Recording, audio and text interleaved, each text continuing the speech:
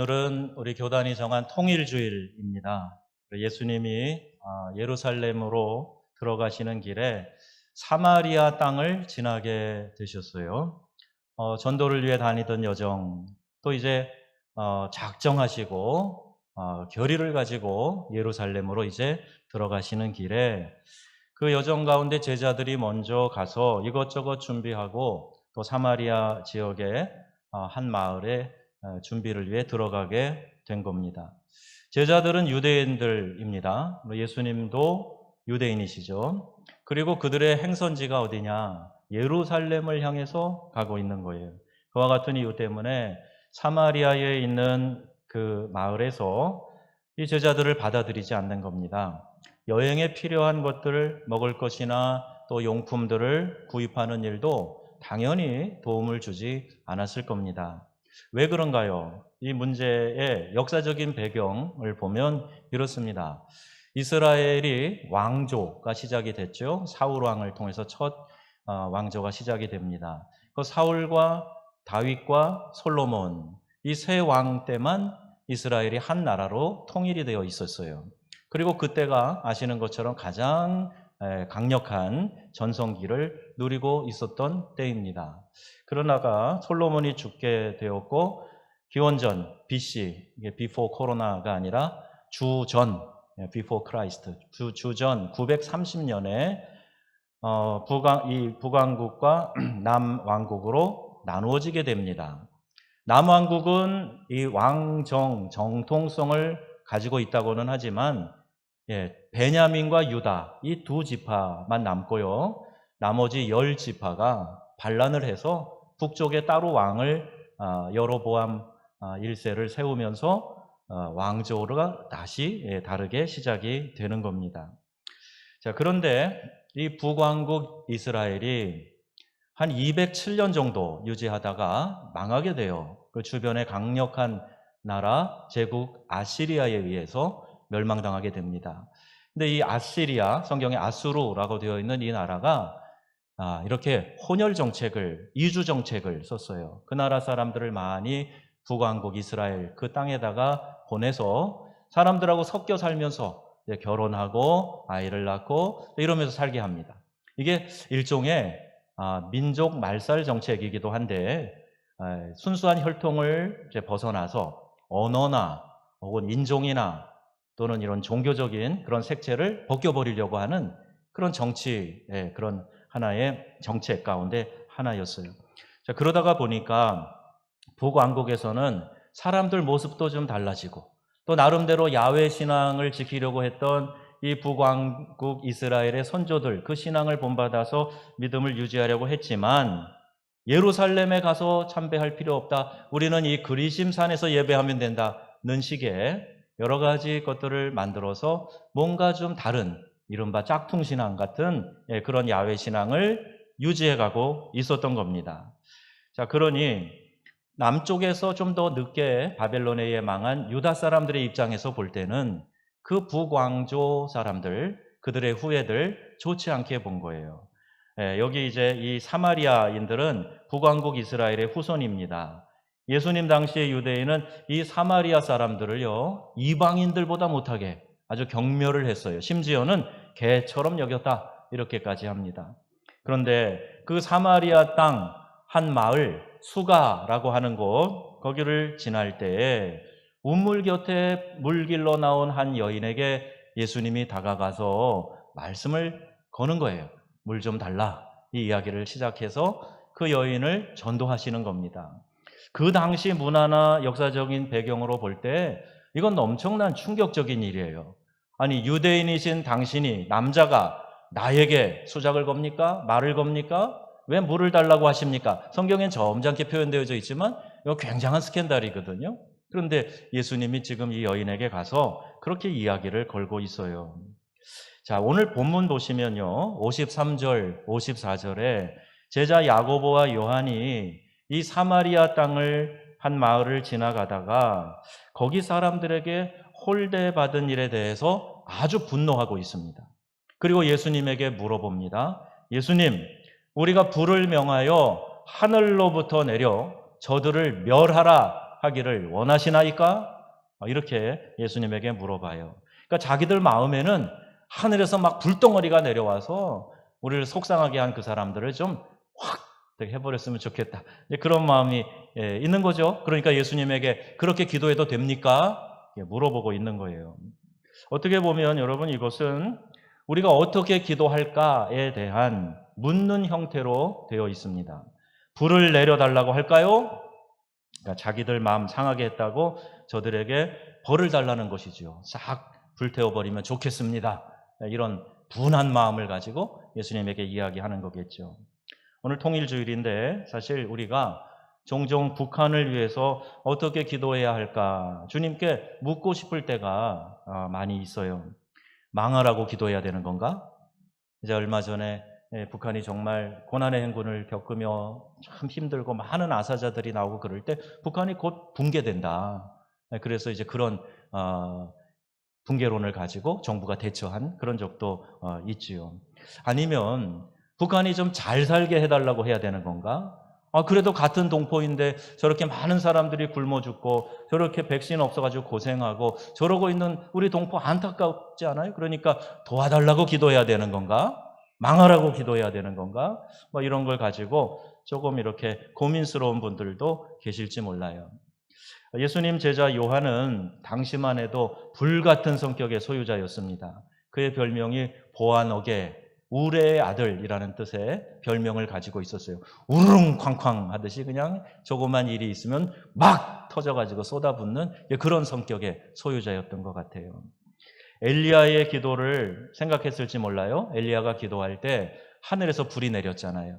그리고 바알과 아세라 선지자 도합 850대 1로 싸웠지만은 하나님이 불로 응답하셔서 대승을 거두었던 거 아마 그거를 생각했을지도 모르겠습니다. 그래서 사마리아 땅에 하늘로 불이 내려달라. 이렇게 기도해도 될까요? 라고 주님께 물어보는 거예요. 여러분 한번 생각해 보세요. 번제단 위에 올라간 죽은 짐승, 각을 떠서 올려놓은 짐승에게 불이 내려서 불로 태우는 거 하고 사마리아 성에는 지금 사람들이 다 살아있는 거 아니에요? 생물들이 살아있는 거 아니에요? 거기를 불바다로 만드는 거하고 어떻게 같습니까? 그런데 그런 화나니까 그런 기도하는 거 아니에요? 지금 쿠팡 물류센터 화재로 참 안타깝고 마음이 아픈데 한 건물이 아니라 마을에 불이 내리게 해달라. 이렇게 기도해도 되냐고 물어보는 거예요. 그 마을에서 무슨 일이 있었는지 자세한 내용은 몰라요. 기록이 안 돼 있는데 그래도 제자들이 지금 무지 열받은 것 같아요.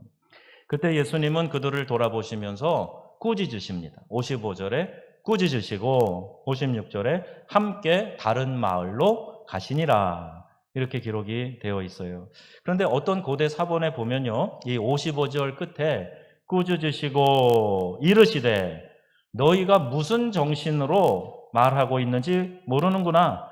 인자는 사람의 생명을 멸망시키려 온 것이 아니요 구원하러 왔노라 하시고 함께 다른 마을로 가시니라. 이렇게 기록된 사본도 있다는 겁니다. 지금 우리 성경에 생략된 듯 보이는 예수님의 말씀과 이 교훈은 본문 다음 장인 누가복음 10장에 가면 발견되게 됩니다. 즉 예수께 찾아온 이 율법사에게 예수님이 비유로 말씀하시는데 거기 그 주님의 마음이 녹아져 있는 것을 알 수가 있게 돼요. 어떤 율법 교사가 예수님에게 찾아와서 질문을 합니다. 어떻게 하여야 영생을 얻을 수 있습니까?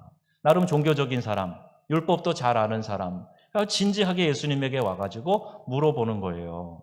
예수님이 대답하십니다. 주 너의 하나님을 사랑하고 내 이웃을 내 자신처럼 사랑하거라 말씀을 하셨어요. 율법사가 다시 예수님에게 물어봐요. 그러면 내 이웃이 누구입니까? 물어봅니다. 이때 예수님께서 선한 사마리아 사람 이야기를 비유로 말씀을 해주신 거예요. 예루살렘에서 여리고로 가다가 어떤 사람이 강도를 만났어. 유대인이야. 다 빼앗기고 얻어맞고 거반 죽게 되었는데 그 사람을 어느 사마리아인이 구해줬다? 사마리아인, 유대인들이 경멸하는 사람들이라 그랬잖아요. 근데 구해줬다는 거예요. 유대인 제사장도 지나갔어요. 유대인 레위인도 지나갔어요. 다 바쁘다는 이유로 다 자기들이 종교적인 어떤 역할을 해야 되는데 이 피 묻은 사람 만질 수 없다는 이유로 그냥 지나가 버렸어요. 자, 그런데 이 강도 만난 사람을 사마리아인이 도와주고 여관으로 데려가서 그곳에 두고 돌봐주세요. 그리고 돈도 주고, 그리고 부비가 더 들면, 비용이 더 들면 내가 나중에 와서 갚아주겠다고. 그리고 갑니다. 얼마나 착한 일을 하는 거예요. 그러니 예수님께서 누가 이 강도 만난 자의 이웃이냐 물어봤을 때, 자비를 베푼 자입니다. 그렇지. 너도 누가 내 이웃이냐고 물어보지 말고 가서 어려운 사람들 도와주고 그들의 이웃이 되주렴. 이렇게 가르쳐 주신 거예요. 이게 제자들이 막 불을 내려서 막 멸하면 좋겠습니까? 그렇게 기도할까요? 했을 때 예수님의 마음이 그런 거예요. 아이고, 이 철없는 것들아. 언제 정신 차리고 깨달을래? 그렇게 아무 말씀 안 하고 지나가셨지만 다음에 그 이야기가 나오는 겁니다. 자, 북한 사람들 이제 해방되고 76년 남한 사람들과 너무 달라도 너무 달라요. 이렇게 막 오랫동안 떨어져 살고 분단이 되어서 왕래 없이 지내다 보니까요. 말도 많이 달라졌어요. 용어도 많이 다릅니다. 외래어 잘 사용하지 않으니까 우리가 사용하는 외래어 잘 몰라요. 그리고 그들도 그들 나름대로 만들어낸 말들이 있어요. 생각과 문화 많이 다릅니다. 제가 숭실에서 공부하면서 탈북민들을 많이 만났는데 목회자가 되고 또 신앙의 영역 안에 들어와 있어도 사고가 많이 다르더라고요. 그래서 이게 이렇게 큰 격차가 있구나. 그들이 또 우리를 볼 때도 역시 그런 마음을 갖게 될 것이죠. 달라도 너무 달라요. 그래서 우리가 통일을 이야기할 때 어느 정부는 통일 대박론 이야기했잖아요. 통일되면 대박이다. 그런 이야기를 했어요. 또 반면에 또 어떤 사람들은 대박이 아니라 쪽박 날지도 모른다. 또 어떤 분은 책 제목에다가 통일되면 함께 망하고 죽는다. 이렇게까지 이야기를 한 분도 있어요. 전문가들은요, 공통적으로 그래도 많은 이야기가 뭐냐 하면 정치, 경제 등 우리나라 이 국가의 문제를 통합적으로 해결하는 데 있어서 아주 좋은 해법이 있는데 그게 바로 남북한이 통일하는 거다. 이렇게 대다수의 사람들이 이 이야기를 합니다.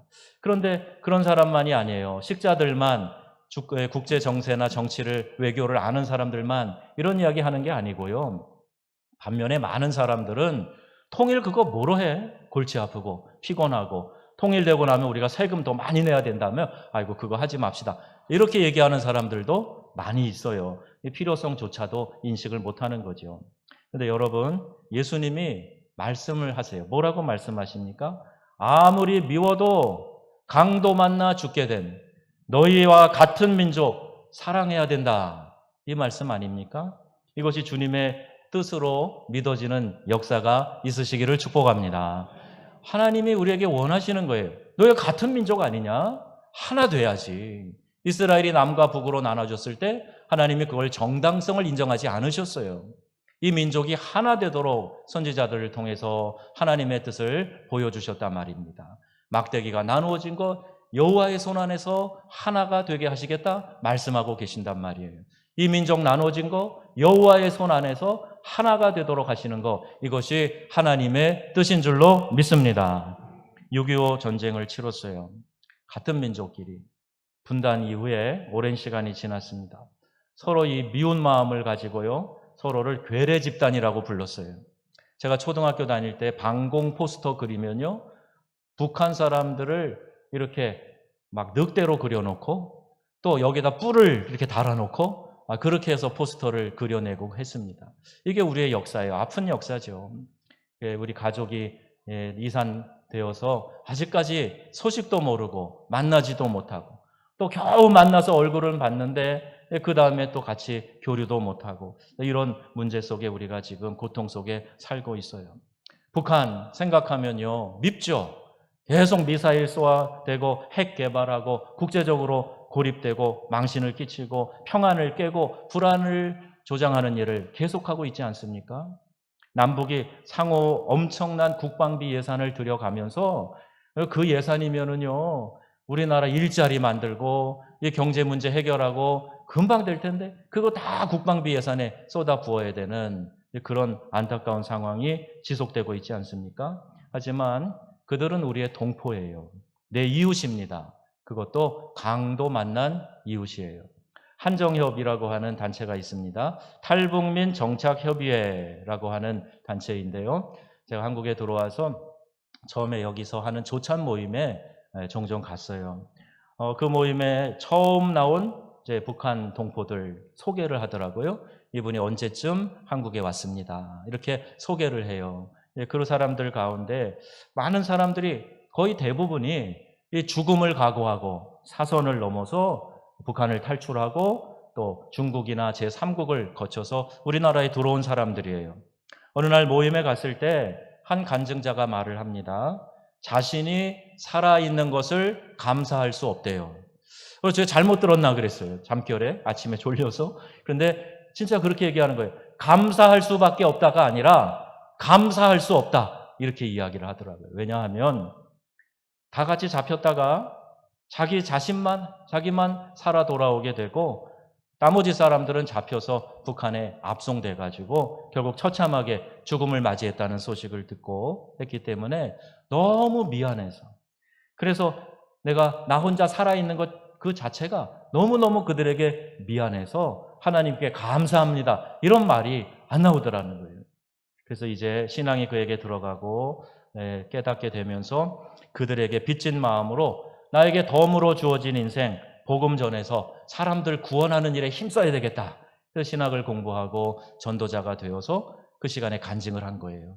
아주 짧은 간증이었지만 저에게는 아주 충격적인 감동을 주는 그런 간증이었습니다. 2,500만 북한 동포가 있고 탈북하여 중국을 떠도는 이들은 그 수를 셀 수 없을 만큼 많습니다. 인신매매 당하기도 해요. 시골에 중국에는요 여자들이 귀하니까 결혼해서 애를 낳기가 어려워요. 그러니까 북한 여성들이 그쪽을 넘어가 가지고 중국 땅에 가 있을 때 인신매매 하는 사람들이 잡아다가 저 시골 골짜기에 가가지고 알지도 못하는 데 가서 어디 이제 어려운 사람, 불구가 된 사람, 진짜 가난한 사람, 결혼할 수 없는 조건과 여건, 환경에 있는 사람들에게 이제 색시로 파는 거예요. 그럼 거기서 이제 자식을 낳게 되고 또 거기서 그냥 구사일생 탈출해가지고 어디 여기저기 떠돌아 다니다가 결국 한국까지 오게 되는 그런 사람들도 부지기수입니다.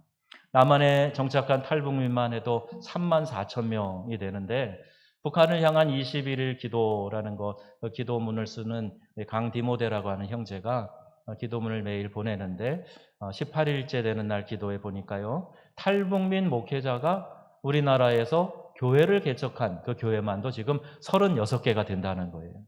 탈북민도 많지만 그들이 그 불안하고 어려운 상황에서 복음을 접해요. 중국에서 접할 때도 있고 제3국에 태국이나 미얀마나 제3국에서 접할 때도 있고 그리고 신앙을 가지고 우리나라에 오고 또 여기서 예수님 믿기도 하고 그러면서 내가 우리 동포들을 살려야 되겠다. 인민족 통일을 위해서 기여해야 되겠다. 그리고 신학 공부하고 교회를 하는 사람들이 36개 교회나 된다는 거예요. 그리고 저희가 생각을 해봤어요. 지금도 계속 탈북민들이 생기고 우리 남한으로도 들어오고 그러는데 왜 하나님이 우리 민족에게 이 탈북민들을 미리 만나게 하실까? 그 숫자도 적지 않잖아요. 이게 리트머스 시험지와 같다. 우리가 통일을 준비하면서 이제 앞으로 다 같이 함께 살기 전에 한번 시험해 보거라. 무엇이 불편한지, 어떤 간극을 좁혀야 되는지 그들을 이해하는 폭을 좀 좁혀 나가면 좋겠다. 그래서 우리가 준비될 때까지 하나님께서 그들을 우리 곁에 두시면서 우리와 함께 사는 연습을 하게 하시는 거예요. 또 그들이 복음을 접하고 이제 이렇게 교회 사역자가 되고 통일이 되면 다시 북한에 가겠다는 사람들이 많아요. 가서 그 땅의 교회를 다시 회복시켜야 되겠다. 이런 아주 결연한 의지를 갖고 있는 목회자들이 많이 있어요. 자, 이러할 때 우리 교회는 어떻게 해야 되겠습니까? 이제 국가적으로 통일을 준비하자는 의식이 점점 높아지고 있어요. 그 외침이 점점 더 커지고 있습니다. 아직까지도 통일 그거 왜 해요? 복잡한데. 그러면 여러분 지금 세상 우리나라 돌아가는 거 잘 모르고 계시는 것과 같아요. 정부가 남북 교류를 전혀 하지 않았을 때에도요. 교회가 앞장서서 북한에 구호품 보내는 일을 하다가 이제는 통일을 준비하는 그런 일을 힘쓰기 시작했습니다. 교회가 시작한 일들이에요. 서울의 영락교회처럼 이북에 뿌리를 두고 있는 교회를 비롯해서 소망교회, 또 종교감리교회, 부산의 소영로교회, 또 우리 성결교단에서는 은평교회 비롯해서 몇몇 교회가 이 일에 앞장서고 있어요. 통일이 되면 필요한 인재들을 길러내야 되겠다. 통일이 되면 많은 기금이 필요할 텐데 이 통일 기금을 조성해야 되겠다. 교회가 앞장서서 이 일을 하고 있단 말입니다. 이게 분명 시대의 소명을 깨닫고 앞서 행하는 그런 교회들이지요. 저는 우리 교회가 이 전북 지역에서 이 모든 일들을 통일을 준비하는 일에 앞서가는 교회로 사용되게 될 줄로 믿습니다. 하나님께서 우리에게 꿈꾸게 하시고 보게 하셨기 때문에, 그리고 이 일을 오랫동안 준비하게 하셨기 때문에 반드시 하나님이 우리 교회를 그 중심에서 사용하실 거라고 저는 믿어요. 자, 우리가 어떻게 해야 될까요? 제가 파리에 있을 때 유럽 목회자들이 독일 라이프치히에서 동서독 통일된 이야기, 이걸 모여서 자세히 들었어요. 두세 사람이 교회에 모였습니다. 그리고 거기 라이프치히 그 작은 교회에 모여가지고 기도 모임을 시작한 거예요. 거기서 인원이 점점 늘어납니다. 그리고 그 교회뿐만이 아니라 동독의 다른 교회에서 이 기도 운동의 불씨가 점점 번져갑니다. 서독의 교회들도 함께 기도하기 시작합니다. 그런 기도가 밑바탕이 다 되어 있었던 상황이에요. 통일을 염원하면서 교회가 기도를 시작하자 이런 민간 단체들도 움직이기 시작하고 정부에도 어떤 건의를 하게 되고 이러면서 이제 통일에 대한 일들이 그 안에서 내적으로 무르익어 가는 거예요. 그러니까 하나님이 주변 강대, 그 당시에는 소련이죠. 소련의 마음도 움직이시고 미국의 마음도 움직이시고 프랑스의 마음도 움직이시고 그러면서 이제 독일이 통합되는 데에 하나님께서 역사하셨던 것을 우리가 역사를 통해 알게 돼요. 그 당시 독일 정치인들이 한 얘기가 있어요. 경제적인 이유 때문이라도 이 독일이 동서독이 통일이 되려면 최소한 25년은 더 있어야 된다. 25년은 더 있어야 통일에 대한 논의를 본격적으로 할 수 있을 거다. 그렇게 이야기를 했어요. 그 이야기가 대세였습니다. 그런데 우리의 휴전선과 같은 그 베를린 장벽이 사람들이 막 쏟아져 나와요. 순간에 다 장벽이 무너져 버립니다. 어느 뉴스 앵커가 잘못 알고 보도한 내용이 도화선이 됐다. 그러지만 그거 하나만이 아니에요. 그 이면에 이미 기도로 하나님의 역사로 준비가 다 이루어져 있었기 때문에 그때 탁 불을 붙여서 독일이 통일이 되었던 거예요. 여러분 누가 뭐라 해도 통일은 하나님의 손에 달려있는 줄로 믿습니다. 하나님은 우리의 간절한 염원이 담긴 기도를 기다리고 계시는 줄로 믿습니다. 우리가 기도하자는 말이에요. 동서독 통일 후에 언제나 뉴스에서 들려오는 이야기는요, 이 돈에 대한 이야기예요. 통일 비용에 대한 거예요. 어마어마한 돈이 통일되고 나니까 필요하다고 하더라. 그래서 지금 독일이 막 경제가 휘청거리고 어렵다더라. 실업이 더 늘었다더라. 물가 인플레이션이 심해졌다더라. 뭐 이런 이야기들 많이 나옵니다. 여러 가지 부정적인 소리들이었어요. 라디오만 틀면, TV에 좌담만 들어보면 그런 얘기예요. 동독 사람들을 오씨, 서독 사람들을 배씨 이렇게 불렀어요.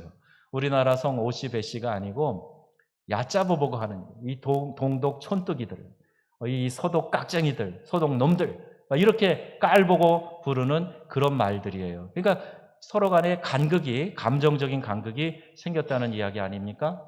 그런 반목과 갈등을 일삼을 때 이때 독일 교회가 나서서 이런 정서적인 장벽을 허무는 데에 큰 공헌을 했어요. 독일 교회가 동독, 서독 나눠서 서로 싸운 게 아니라 하나의 독일 교회를 꿈꾸면서 서로 왕래하면서 서독교에서 독일교회 목사님들 월급을 대어주면서 막 이렇게 서로 필요한 물자를 보내주면서 격려하며 왕래하며 통일을 준비하고 사람들의 마음을 이렇게 어루만져주고 풀어줬던 거 교회가 했단 말입니다. 그리고 지금 통일된 독일은요, 유럽 전체에서 가장 잘 사는 나라로 자리를 굳건히 만들어 가고 있는 거예요. 한반도의 통일을 불가능하다거나 또는 너무 복잡한 문제로 그렇게 생각할 필요가 없습니다. 여러분 보세요. 오늘도 우리 대예배지만 우리 처음 나온 우리 청소년, 우리 학생들도 여기 같이 예배 드리잖아요. 우리 부모 세대, 윗세대에서 우리만의 잘못은 아니지만 어쨌든 역사의 아픔 가운데 이 민족이 허리가 잘려버렸어요. 남과 북으로 나눠져 버렸어요. 그럼 우리 세대에 우리 자녀들은 이 통일된 조국에서 살도록 최선을 다해서 준비해서 하나의 조국을 물려줘야 되지 않겠습니까? 이거에 대해서 우리가 생각을 좀 해야 됩니다. 관심을 가지고 살아가야 됩니다. 그냥 이게 편해서 좋아? 아니요. 여러분, 이건 보장된 평화가 아니란 말이에요. 이대로 영원할 수가 없어요. 지금요, 북한이 어떤 이유로든지 북한이 붕괴가 된다고 할 때에 우리가 여러분 이거 잘 알아야 됩니다. 저들이 우리와 같은 말을 쓰고 있고 한 민족이었기 때문에 북한이 망하면 남한하고 합쳐질 거라고 생각하시죠? 그건 우리의 아주 순수하고 감상적인 그런 바람에 불과해요. 이미 국제적으로 정치적으로 다 시나리오가 짜여져 있습니다. 북한이 망하게 되면 중국이 접수하게 돼요. 중국이 자기 땅이라고 지금 벌써부터 이 북한을 자기 땅이라고 역사를 왜곡해 가면서까지 공을 들이고 있어요. 아직 지금까지도 북한에 대한 정치적인, 경제적인 영향력 행사가 대단합니다. 국제적으로도 그걸 많이 자리를 굳혀가고 있어요. 북한이 붕괴되면 중국 땅이 되고 지금 휴전선은요, 중국과의 이 국경이 되는 거예요. 그럼 우리는 섬과 같이 이 대륙에 붙어 있지만 이렇게 고립된 지역에서 살아갈 수밖에 없는 겁니다. 이런 안타까운 문제들을 미국도 잘 알고 있어요. 그래서 여기에 대해서 긴장하면서 이 나라가 어떻게 해서든지 지금의 이 체제를 유지하게 하려고 그렇게 지금 공을 들이는 거예요. 우리처럼 통일이 돼야 되겠다 이런 생각, 우리 같은 민족이지만 안 하는 분들도 있는데 외국 사람들이 또 이렇게 또 국제적으로 정치적으로 이권 관계에 있는 사람들이 뭐로 우리 민족 통일시켜 주려고 하겠어요. 그냥 지금이 좋다. 이 체제만 유지하려고 그렇게 노력을 할 겁니다. 국정원이나 정치를 하는 분들은 이 북한의 실태를 잘 알고 있어요. 우리가 통일이 준비되지 않았을 때 더 엄청난 재앙이, 어려운 문제가 우리 민족 가운데 닥칠 수 있기 때문에 그렇습니다. 여러분, 동서독 통일 후에 이런 어려운 문제가 있었지만 믿음으로 잘 극복하고 교회가 나서서 이 문제들 해결했던 거 우리가 역사의 귀한 교훈으로 삼아야 될 겁니다. 어려운 일이야, 불가능한 일이야, 그거 골치 아프니까 신경 쓰지 말고 살자. 저도 그랬어요. 부끄럽지만요. 제가 파리에서 목회할 때 한 학생이 박사과정 통일에 대해서, 우리 남북 통일에 대해서 공부한다고 유학을 왔어요. 그래서 제가 속으로 그랬습니다. 아니, 그 복잡한 문제를 뭘 공부하려고 그래. 그리고 그것도 여기까지 나와서 어려운 말로 통일에 대해서 공부를 하려고 그래. 그렇게 생각했던 사람이에요. 그러다가 이 민족의 현안의 문제를 직접 뛰어들어서 보니까 이게 그냥 수수방관할 문제가 아니란 말이에요. 우리 이렇게 좋으니까 이렇게 먹고 입고 쓰고 살겠습니다. 남쪽 이 반토막만 가지고도 지금 우리나라가 세계 경제 대열에 OECD의 경제 대열에 들어가서 얼마나 그들과 어깨를 나란히 하면서 살아가고 있습니까? 여러분, 이 착각하면 안 돼요. 이거 오래가지 않습니다.